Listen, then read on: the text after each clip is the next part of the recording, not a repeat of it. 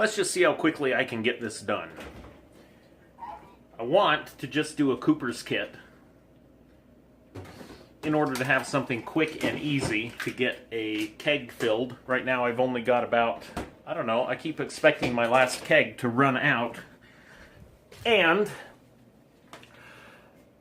the other 2 kegs, I have 3 kegs, 2 of them are empty, so I may be out of beer other than a few bottles, maybe 2 or 3 bottles I've got around. So let's see what I've got. Here we have a Cooper's fermenter. It's ready to be, well, there's a lab thermometer in there. I've got some Y yeast ready to go. And this is the lab thermometer. That's been sitting around a while. I don't know why I always leave it till the next time, but whatever. Here's some wheat beer from Cooper's. You can see the date on the bottom. It has expired because today is December 1st, and this expired on June 12th. It doesn't expire, it's just best before. It's them trying to make sure their product tastes the best so they don't get a bad reputation. Got 3 pounds of wheat, and that's about all we need here other than these hops. But these hops I meant to buy Hallertau, and then, at least I think that's how it's pronounced. And I accidentally got Hallertau Blanc. Now the Hallertau is, the acid is 4% roughly, and this is 7.2. And from what I've been reading online, this is best used for dry hopping.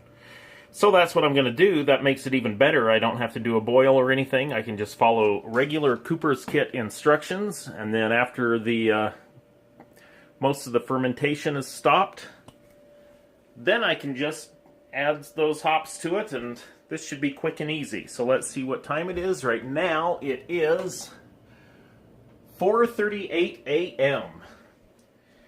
and I'm about to get started. Now, I've already got plenty of star sand made up. It's only up to there, but that should be enough. And let's pour a little in.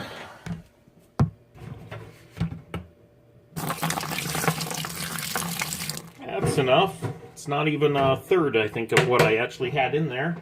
And I've got a nice little test strip here just to make sure my star sand is good and acidic. And that is looking pretty good. So now I have thoroughly sanitized. You can see the star sand in between there. I'll have to get that out of there. Sanitized the Cooper's fermenter. Had to use more of my star sand because when you shake it up it all leaks around the edges of that thing. And I have some hot water boiling in the kettle. That is the only, quote, boil I'll be doing. The kettle boiled, so I filled it up again. It's just getting started. I poured the water from the kettle in here. It's not very high, but what is it, 1.7 liters? But it's high enough. I'm going to add this and just see what happens in just that little bit of water. It might turn into one great big rock. We'll see. So I couldn't do this while I was pouring in the dry malt extract. You can see on the end of my spoon here, which of course I sanitized, that there's a little bit of dry malt extract stuck on it.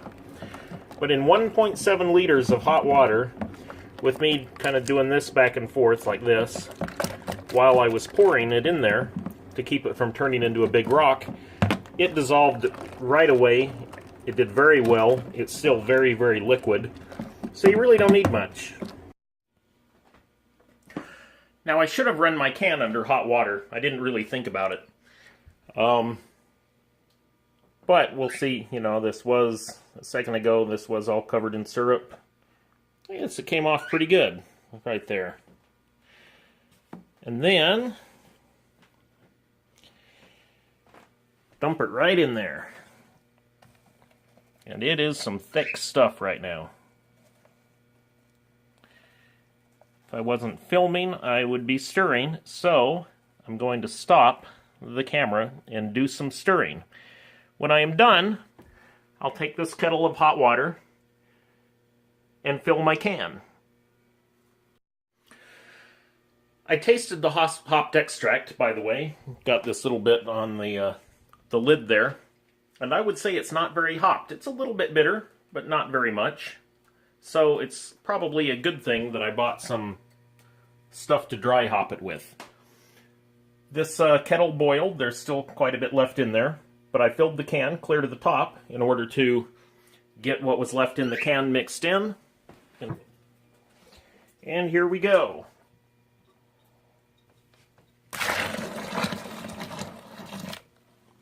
Now I can swirl it around in there. Just get that last little bit. Dump it again. And finally, add the rest of the kettle. It is a little hot.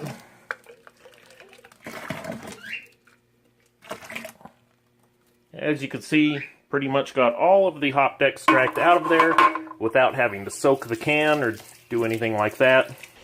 I have got in my fridge, looks like about 2 gallons of cold water, which Fahrenheit this would be 40 degrees roughly.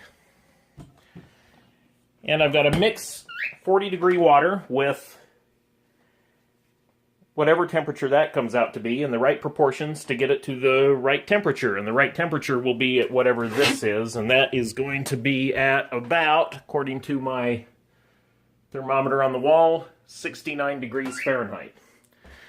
So I've got to mix it to make it 69 degrees Fahrenheit. If I don't have enough water for that, look at that. I have 5 gallons of water at 69 degrees Fahrenheit right there. So I am in good shape. Okay, I measured the temperature of the wort in the fermenter, and it's at about 136 degrees Fahrenheit. So that's about 58 degrees Celsius. Okay, I decided that I don't want to use Fahrenheit degrees because those are a pain.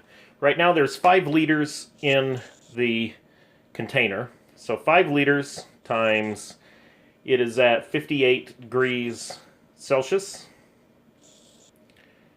And that has to add to X amount of water, who knows what it is, at 5 degrees, this is what's in the fridge.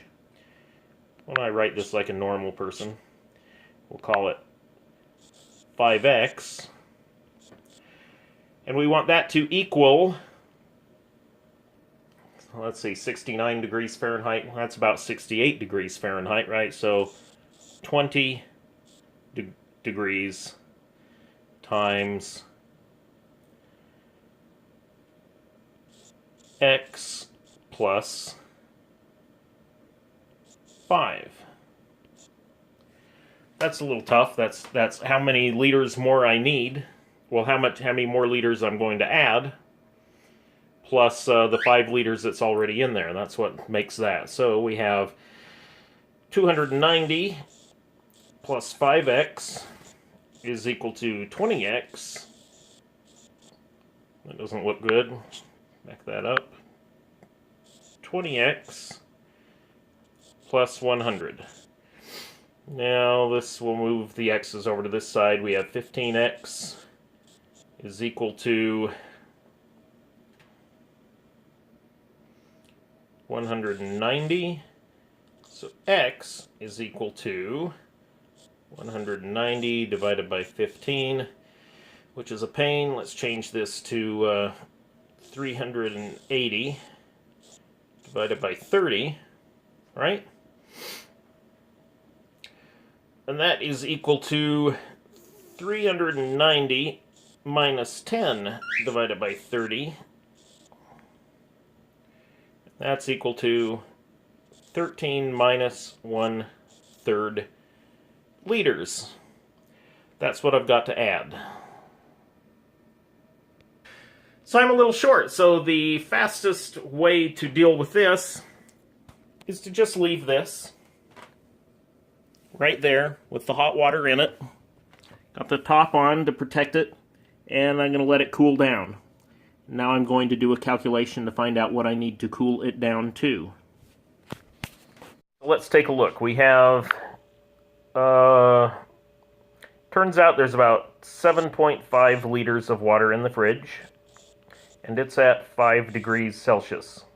We're going to add that to the 5 liters, which is in the fermenter, which is going to have to be at T degrees, whatever T turns out to be. And that's going to have to equal the 7.5 liters that's in the fridge plus the 5 liters that's in the fermenter. We want that to be at 20 degrees. And so what's this going to be? This is 12.5 times 20. So over here we have 5 times 7.5, 37.5 plus 5t is equal to, what's this, 250. So we have 5t is equal to 212.5. So the temperature is going to have to be 1/5 of 200, whoop, that's kind of ugly. 1/5 of 212.5, which is what? 42.5 degrees. So right now it is at 58 degrees, or at least it was when I started this calculation. Let me go see what it is right now. Okay, so this may be actually not so good. I gave it a good stir to make sure it's at uniform temperature. Check the temperature, it's down to something like 38 degrees. So I'm going to actually have to use not all of my cold water and then check the temperature again. One problem with what I'm doing here is that when I put the lab thermometer into that thick mixture of extract, there's a bunch of foam on the top, and the foam sticks to the thermometer and makes it difficult to read. And I think that the temperature dropped significantly, quickly, while I was trying to read it through that foam. And so it hadn't really dropped to under 40 degrees. I don't know what it dropped to, but I was able to use all of my cold water, and the temperature is now down to 24 degrees. Now I'm okay with that because I haven't actually read, but let's see, we got 10, 11, 12, 13 liters in there. I'm going to add 7 liters of room temperature water, which should bring it down to pretty darn close to what I want it to be. And it'll wind up being just a little bit warmer than this. And according to the How to Brew book, if I recall correctly, he says you want your, I think it was him, said you want your yeast to be 1 or 2 degrees cooler than your wort. So I'm not worried about that. So I've now moved down to my basement, well, not my basement, my middle floor, to the room where I keep my fermenter. Doesn't everybody do their fermenting on their nicest carpet? Of course you do. And as we can see, the temperature is about 24. I noticed that this was pretty much exactly what the reading was on the lab thermometer, and once the liquid gets high enough in the fermenter, I can use that one. So I'll remove the lid and top this thing off up to 20 liters, is it? I'm going to check on that. Okay, so I had to check. For some reason I had 23 in my head. I guess that's for when people do 6 gallons for whatever reason. I'm doing a little over 5 gallons. That's 20 liters. That way there's a little bit of room for the junk at the bottom of the fermenter. And now I've got to pour.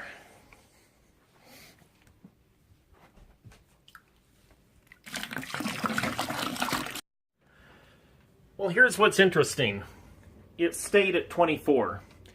And when I look at my thermostat, that's about what I would have expected for upstairs. And the thermometer that I was using on the wall, it was on an outside wall, so maybe it was a little bit cooler because it's winter out there. So, 24 degrees, that's just where it's going to have to be at, because that would be the temperature of the yeast as well. Now, one more thing that I didn't mention, right? I didn't make a starter, and that's not enough yeast, right? I actually bought that yeast as a supplement, assuming that this yeast is going to be a little old and out of date. It actually is out of date because that can was out of date. This yeast, it looks like it was packaged on, I forget how they read that code, but I do know this yeast is really old and it has not been refrigerated. So what I'm actually going to do is I'm going to pour in this yeast, and then, according to the Cooper's directions, I'm going to sprinkle this yeast on top. So there's going to be more than plenty of yeast in there, and it's going to be two kinds of yeast. And I'm not particularly worried about that because I've had both of those yeasts before. I don't really remember them. I haven't made notes about any yeasts ever. I'm still new at this. So what the heck, we'll see what happens when I blend a couple yeasts together. So it's at maybe 20.5 liters, still at 24 degrees. I poured my yeast, I sprinkled yeast on top, and I have filled my cylinder up with, I'll have to check this in an hour or so when the foam goes down to see what the gravity is. But you may remember from the beginning of this video that that particular cylinder was filled with old beer. Now, I have a tendency to do that. I just leave it full of whatever beer I've last checked until I need to use it again, and I usually taste the beer that's in there. And every single time I have ever made beer, and I have tasted what's been left inside that cylinder, it's always been warm, flat, but otherwise good beer. This time, it was something horrible. It was vinegar. It tasted exactly like vinegar. It was vinegar. It was like balsamic vinegar or red wine vinegar or apple cider vinegar. It had sort of that character to it. It wasn't really, really strong like white vinegar, but it was pure vinegar. Now, if I recall correctly, I don't think I had any yeast in there. Like this time I was dumb. I added my yeast, poured it in there, sprinkled on top, and then I thought, oh, I forgot to check the gravity. So there's actually yeast in there. It's going to start fermenting along just exactly along with this. The last one, I don't remember whether I did that or not. It kind of seems like I checked the gravity before adding the yeast, and I sure hope so, because otherwise I may have a bad beer going on inside here. I think I made this the first week of November. Right now it's December 1st. And let's see, 50 degrees in there. This is, I'm lagering an Oktoberfest. Plan on putting it in a keg just as soon as the keg I've got runs out. And that should be within about the next week. I sure hope it doesn't taste like vinegar. Not only would that be a terrible waste of money, but I'd be out of beer. So it was 4:38 a.m. when I started.